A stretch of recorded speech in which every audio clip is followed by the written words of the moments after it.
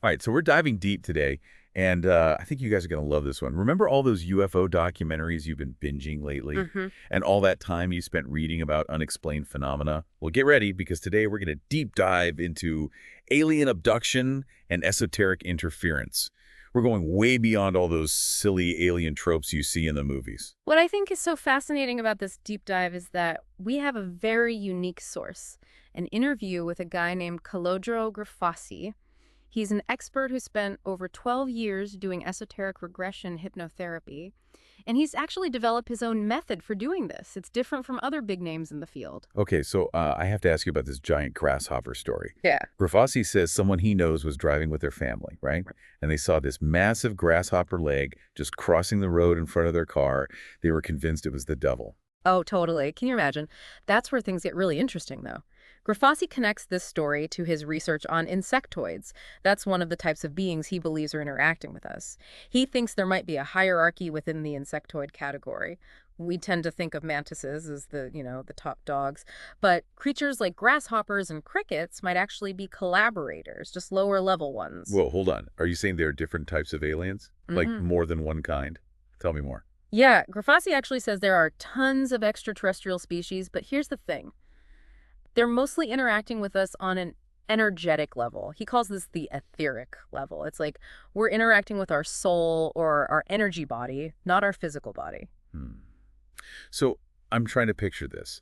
Does that mean like I can be abducted by aliens in my sleep and not even know it? It's definitely a possibility. Grafasi believes that's how most abductions happen on this etheric level. He compares it to us trying to teleport across the galaxy, super energy intensive and risky. Okay, I'm starting to get it. But what about all those stories about people with scars and implants who say they were abducted? What about that, Dan? Grafasi has a pretty interesting explanation for that. He calls it somatization. It's like our physical bodies are reflecting something that's happening on a deeper energetic level. So let's say someone has this really intense experience, like being probed or examined on an etheric level. Are you saying that their physical body could actually develop a scar because of that, even though nothing physical ever touched them? Exactly. It's like phantom limb pain. People feel sensations in a limb that's no longer there. Grafasi thinks something similar might be happening with these abduction experiences. Now, you mentioned that Grafasi puts these beings into different categories, right? What are they? Yeah. He talks about three main types: reptiloids, insectoids, and humanoids. But he's also careful to say that we shouldn't get too hung up on those labels. Our own ideas about what aliens are like can affect what we experience, especially during hypnosis. You know, what's really hitting me is that we're talking about beings that exist on a whole other plane of reality, and they're interacting with us energetically. It makes you wonder, you know, what if some of our anxieties or fears are coming from these interactions, these unseen interactions? That's a really good point. It kind of highlights something important about Grafasi's approach, though. He isn't trying to give us all the answers or present himself as some kind of alien expert. He's always questioning things and challenging assumptions. He actually says something really powerful about this whole idea of power. He says, and this is a direct quote, "We don't have power, we are power." What do you think he's getting at? I think he's saying we've been looking at power the wrong way. We think of it as something outside of ourselves, something we need to get or fight for. But Grafasi is saying power is already a part of us. It's in our very nature. So are you saying it's less about trying to get power and more about realizing we already have it? Exactly.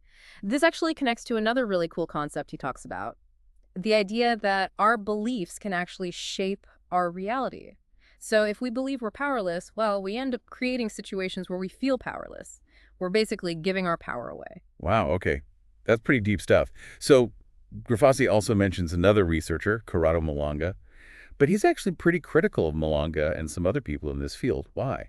Well, he actually makes a point of not aligning himself with any specific researcher. He doesn't Ah, follow any one school of thought. He thinks that can create these little echo chambers. It can almost become like a cult following. And that can get in the way of real objective research. so it's not about disagreeing with anyone personally. It's more about staying neutral and avoiding those biases we were talking about. Exactly. Grafasi specifically talks about how Malanga uses these labels for the beings, like the six-fingered and the growler. Those names might be accurate based on Malanga's experiences, but Grafasi worries that those labels could influence other people's experiences. People might start seeing what they expect to see instead of what's really there. It's confirmation bias. It's kind of like if I tell you to find a purple elephant in a room full of gray ones, suddenly you're going to start seeing purple everywhere, even if it's not real. Right. And that's the opposite of what Grifasi wants. He wants to get rid of those preconceptions and get to the real, unfiltered data. Okay, so we've got these different types of beings. We've got this whole idea, etheric abduction, and we're talking about how our beliefs can shape reality. What else has he found out? Well, this is where things get even more interesting. He talks about this concept of canalizing the subliminal self during his hypnotherapy sessions. He's basically establishing this direct connection with a person's deepest self. And what he's finding there is really pretty mind-blowing. So it's not just about putting someone in a trance and asking them questions. It's about engaging with their deeper self in a very specific way. What kind of information is he getting through this canalizing? One of the coolest things he talks about is this being of light called the Lux. You've probably heard about this before. This radiant figure that some people think is a divine or benevolent being. Yeah, like that classic image of going towards the light. Exactly. But here's where Grifasi throws us a curveball. He thinks any being can appear as light. It depends on the observer's perception and energy frequency. So it's not like the being itself is holy, but rather how we're perceiving it. It's like when you see a city skyline at night from far away. It's just this beautiful display of lights. But as you get closer, you start to see the individual buildings, the cars, the people. You see all the little details that make up the big picture. That's a great analogy, and that's what Grifasi is saying. People who see the Lux might be seeing a being that's at a much higher energy frequency than they are, so it just appears as this overwhelming light. Wow, okay. I need to sit with that for a minute. We're talking about different realities, energy frequencies, and the way we perceive things. That's a lot, but there's more, right? Grifasi has some pretty wild ideas about time and duality. And I know our listener asked about MK Ultra too. You're right, there's a lot more to unpack here. Grifasi's work really makes us rethink everything we thought we knew about reality, and we've only just begun. All right, listeners, we're going to take a quick break. We get back, we'll keep going down this rabbit hole with Grifasi. We'll talk about time, duality, MK Ultra, and a whole lot more. Stay tuned. All right, so are we ready to jump back into the world of esoteric hypnotherapy and alien encounters? When we left off, we were talking about the Lux, that being of light that Grifasi says might not be as holy as it seems, and now we're going even deeper, right? We're going to talk about time, so get ready to have your mind blown, because his perspective on time is unlike anything I've ever heard before. Yeah, it's a really different way to think about time. We tend to think of it as this, straight line, past, present, future. But Grifasi suggests that time is a lot more flexible, especially in the etheric realm. It's like it can bend, it can shift, it can even loop back on itself. So are we talking time travel here, like Yeah. jumping in a DeLorean going back to the 1950s? Not exactly like Back to the Future, but Grifasi does talk about these things called missing time and quantum jumps. These are those experiences where people say they lose hours or even days a lot of times after an encounter with these beings. They just kind of reappear and they can't remember where they were or what they were doing. You know, that reminds me of something we were talking about before, somatization. You said that sometimes our physical bodies can reflect things that are happening on an energetic level. Do you think that some of these missing time experiences, could they actually be our consciousness, like shifting to a different point in time, even though our physical bodies stay put? That's a really interesting connection. And it gets to the heart of what Grifasi is suggesting, Our consciousness might not be limited the way our physical bodies are. In the etheric realm, it might be possible to, access different points in our timelines, or even experience many timelines at the same time. Okay, that's a lot to wrap my head around. We're talking about different dimensions of time, not just different points in time. But how does this connect back to the whole alien abduction thing? Well, Grifasi thinks that some of these encounters with these other beings, they might actually involve our perception of time being messed with. Like maybe we experience missing time because our consciousness has literally jumped to a different part of our timeline, maybe even a completely different timeline. It's like our consciousness takes a detour while our body is on autopilot, basically. That makes all those stories about people being abducted and experimented on, it makes it sound a bit different. If our concept of time is being manipulated, it would be so hard to figure out what really happened, right? Exactly. And that's why Grifasi says it's so important to explore these experiences using techniques like hypnotic regression. It helps people access those hidden memories and kind of untangle those time distortions in a safe way.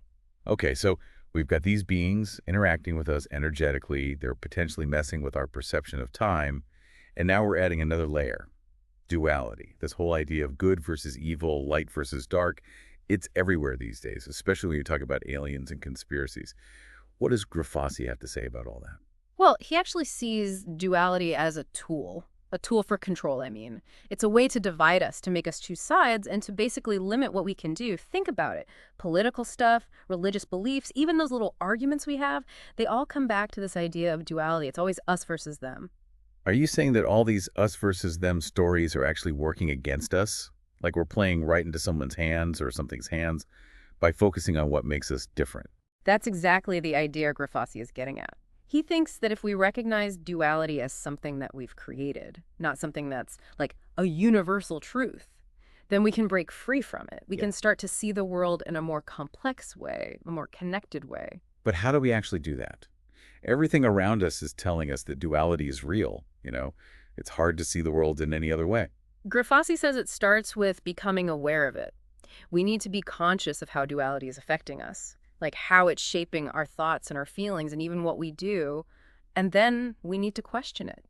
So you're not saying to find some kind of middle ground or compromise. You're saying we need to go beyond that whole framework entirely. Yes, it's about recognizing that these opposites, they're just limits that we've put on ourselves. Real freedom comes from getting past those limits. This whole idea of duality as a control mechanism, it makes me think about those people who say they're in contact with aliens, the Contasists. We talked about Ashtar Sharon, that figure who some people think is a good alien being. Grifasi doesn't seem to buy it, does he? He's pretty skeptical. He thinks these entities, even if they have good intentions, they might be using our belief systems, taking advantage of them. And they might be manipulating people, even if they're not trying to. So they might not be evil, but their influence could still be harmful. Exactly. We have to recognize the power dynamics and the potential for manipulation. It kind of reminds me of religious figures and things like apparitions. People see what they want to see, what they expect to see, right? And sometimes just the belief itself, the collective belief, it creates its own reality. It doesn't even matter if there's any truth to it. I was reading about this place called Medjugorje, where people claim to have seen apparitions of the Virgin Mary. It's a huge pilgrimage destination. But what's really interesting is that not everyone who goes there has the same experience. Some people see the apparition, some people just feel this like spiritual presence, and some people don't feel or see anything at all. That's a perfect example. It just shows how complex these things are and how important it is to be discerning. We can't just rely on, authorities or what everyone else believes. We need to develop our own understanding and intuition. This is heavy stuff, but I'm curious. What does Grifasi say about death? Does his work tell us anything about what happens afterwards? He does, and it challenges a lot of the common ideas about death and the afterlife. He says there's a wide range of experiences, and it's dangerous to stick to just one interpretation. For example, not everyone sees the tunnel of light. That tunnel of light people talk about? It's not a universal thing. So that classic image of going towards the light, it might not be the whole story. Right. Some people see it, some people don't. He also talks about people encountering deceased loved ones and a figure he calls the man first. Man first. Is that like the Grim Reaper? Maybe. Some researchers think the man first is similar to the man in black. That archetype that represents death or the passage between worlds. So we've got tunnels of light, dead relatives, mysterious men in black. This is like the ultimate cosmic mystery tour. It is. But Grifasi says these are just possibilities, not, absolute truths. What's most important is our own consciousness and our ability to be discerning as we go through these experiences. He's not trying to give us a set of rules. He's just trying to give us a way to understand all these different human experiences. Right, before we get too lost in the cosmos, let's bring it back down to Earth. Remember, our listener asked about MKUltra specifically. Has Grifasi found any evidence of mind control programs in his work? He has. He's worked with people who have experienced mind control, and it's possible that MKUltra was involved. But he also says there are a lot of different programs and techniques out there for controlling minds, and MKUltra might just be the tip of the iceberg. You mean there could be other programs, other methods being used to manipulate people's minds? Right. And it's not just governments or agencies doing this. Grifasi even suggests that some of these non-human entities we've been talking about, they might be able to influence our thoughts and behavior too. Okay, that's a little creepy. You know, something else our listener asked about is whether things like cell phones are being used for more than we realize. Uh-huh. Are our smartphones secretly controlling us? That's a big question these days. And Grifasi's take on it is pretty balanced. He says technology can be used for good or bad, right? Cell phones can connect us, they can keep us informed, they can entertain us, but they can also track us, monitor us, and even influence our thoughts and behavior. So it's not about saying technology is evil. It's about being aware of how it can be used, both the good and the bad. Exactly. It's about being mindful of the tools we use and making conscious choices about how we interact with them. This is also interesting, but before we wrap up part 2 of this deep dive, I want to go back to this concept of energy frequencies. Grifasi talks about how some of these entities might actually feed off of our lower vibrational states, things like fear, anger, guilt. Can you tell us more about that? This is where things get a bit out there, but it's a really cool idea. Basically, Grifasi says that our emotions and thoughts, they give off certain frequencies. And some entities, they might be attracted to those lower frequencies, the ones like fear, anger, and guilt. They might even feed off of them. So you're saying that our negative emotions are literally feeding these beings. That's pretty scary.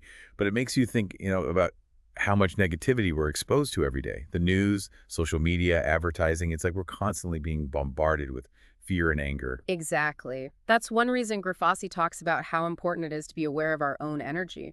We have to choose to cultivate those higher vibrations. Things like love, compassion, joy.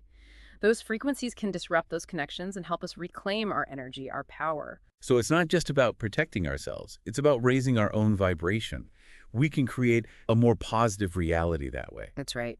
And that's going to lead us into the final part of our deep dive. We're going to explore Grifasi's techniques for taking back control and breaking free from those manipulative forces. It might be a little unsettling, but Grifasi's main message is about empowerment. We're not just helpless victims. We have the ability to choose our reality, both individually and as a collective. Okay, listeners, we're going to pause here for a second. When we come back, we'll be diving into Grifasi's techniques for something called esoteric disconnection and how we can reclaim our power. Don't go anywhere. All right, so we're back for the final part of our deep dive into the world of Calogero Grifasi and his fascinating work with esoteric regression hypnotherapy. I mean, we've talked about some pretty intense stuff. Alien encounters, time distortions, mind control, even energy vampires. But don't worry, it's not all doom and gloom. There's a light at the end of the tunnel, and that's what we're going to talk about now. How to take back our power, how to break free from those manipulative forces. That's what I find so inspiring about Grifasi's work. He doesn't just present these mind-blowing concepts. He gives us actual tools for taking back control. Okay, well, after everything we've discussed, I gotta admit, I'm feeling a little bit vulnerable. Like, what if I've unknowingly given my power away already? So tell me, what's the secret here? Do I need to start wearing garlic and carrying a crucifix? It's actually a lot simpler than that, but also more profound. Remember Grifasi's big message? We are power. It's not about getting something from somewhere else. It's about realizing the power we already have inside of us. I get that in theory, but how do we actually do that? Especially when we're talking about these unseen forces and energy manipulation. How do we tap into that power? Grifasi talks about this technique called esoteric disconnection. Basically, it's about figuring out and cutting those energetic connections we've made with things that are trying to manipulate us, connections we might not even know we have. So it's like cutting the cords, but energetically. Yeah, exactly. Imagine there are all these invisible threads connecting you to other people, to places, even to other entities. Some of those connections are good for you, they support you, but others are like draining your energy, or they're messing with you in ways you don't even realize. Esoteric disconnection is about deciding which connections to keep and which ones to get rid of. That makes sense. But if we're talking about beings that can, like, control time and energy, how do we stand a chance? I mean, we're just humans, right? Here's the thing, it's not about fighting them on their level. Grifasi says that real freedom, it doesn't come from fighting these entities. It comes from understanding our own power and then saying no. Withdrawing our consent. Withdrawing our consent. Are you saying we've actually agreed to be manipulated? In a way, yeah. Because we didn't know, because we were afraid, because we were attached to things, we kind of let these entities have power over us. But when we see what's going on, when we make a conscious choice to disconnect, that's when we take back control. It's kind of like those contracts we sign without reading the fine print. We agree to something without understanding it, but we can always change our minds. Right. Mhm. So how do we know if we've got these bad connections? What are the signs? It's different for everyone, but there are some common signs. You might feel drained all the time, exhausted, or maybe you have negative thoughts and feelings that just won't go away. You might even feel like you're not really in control of your own life. It's about paying attention to your energy, listening to your gut, and noticing those patterns that just feel wrong. Okay, so let's say we think we have some energetic cords that need cutting. What do we do? Is this something we can do ourselves, or do we need to call in, like the Ghostbusters? Grifasi says that the most powerful tool we have is awareness. When we become more aware of what's happening inside of us, our thoughts, our emotions, our energy, that's when we can start to see where we've given our power away.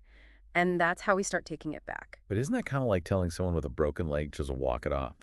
Don't we need some help to get through this? You're right, it can be tough to do this alone. And that's why Grifasi offers a bunch of resources. He's got his academy where he teaches specific techniques for self-hypnosis and esoteric disconnection. And he says it's really important to find a good hypnotherapist who specializes in this kind of stuff. Earlier, we talked about how Grifasi believes love can actually, like, disrupt these negative connections. Right. Can you tell me more about how that works? Sure. He says that love, like real pure love, it's a high frequency vibration.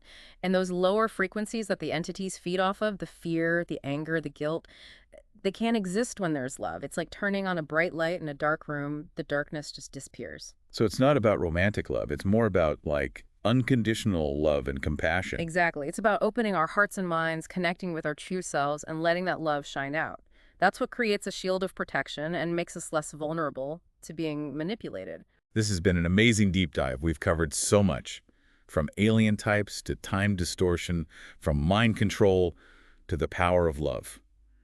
What are your final thoughts on all of this? I think Grifasi's work shows us that reality is way more complex and mysterious than we usually think. He challenges us to question everything, to see things from different angles, and to choose the reality we want to live in. If we really can create our own reality, I mean, what are we creating right now without even realizing it? And what reality do we want to create going forward? Those are big questions for all of us to think about. And it's not just some philosophical thing. It's a call to action. We're not just victims of our circumstances. We create our reality. This has been a lot to take in, but it's also really inspiring. If you're interested in learning more, we've got links to Grifasi's website, his YouTube channels, and his academy in the show notes. Don't forget, this deep dive is just the beginning of a journey. Keep asking questions, keep exploring, and keep choosing the reality you want to experience. That's right. Keep questioning, keep exploring, and keep choosing. Until next time, stay curious and stay powerful.